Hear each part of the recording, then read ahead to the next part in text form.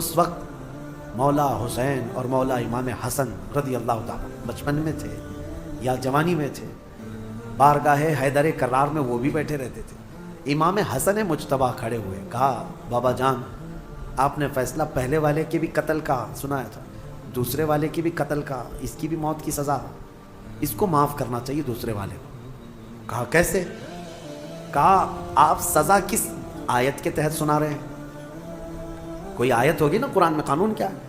فرمایا من قتل نفسا بغیر نفس، ایک جان کو جس نے قتل کیا اس نے انسانیت کا قتل کیا ہے، لہذا اس کو قتل کیا جائے گا۔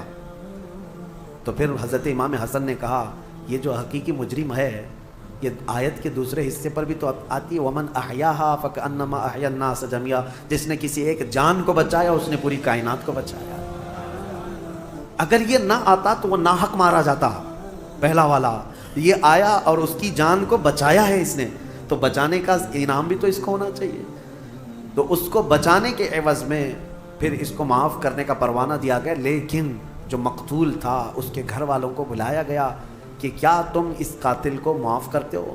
تو دیت لے کر کے، جو معاوضہ ہوتا تھا وہ لے کر کے گھر والوں نے بھی اس کو معاف کیا۔ میرے عزیزو، یہ آیت آج پوری دنیا جانتی ہے، قرآن میں موجود ہے۔ ہم مصر میں تھے پڑھنے کے زمانے میں، اس آیت کو دہرا رہا تھا امریکی پریزیڈنٹ اس وقت اوباما، وہاں پر آیا ہوا اور وہ یہ آیت کو بار بار پڑھ رہا تھا اور بتا رہا تھا کہ اسلام میں یہ ہے کہ ایک قتل جس نے کیا گویا کہ پوری انسانیت کا قتل کیا، اور جس نے ایک آدمی کو بچایا اس نے پوری کائنات کو بچایا۔ وہ بڑے بھاشن تھے، لیکن ہم یہ سوچ رہے تھے جو اسلام کی اتنی باریکی کو جانتے ہیں اور پھر دہشت گردی کا لیبل اسلام کے اوپر تھوپتے کیوں ہیں؟ جس دین نے یہ فرمایا ایک قتل بھی ناحق جائز نہیں، اس دین کے اوپر اتنا بڑا بلیم کہ یہ قتل کا آرڈر دیتا ہے، لوگوں کو مارنے کا حکم دیتا ہے۔ میرے عزیزو، آج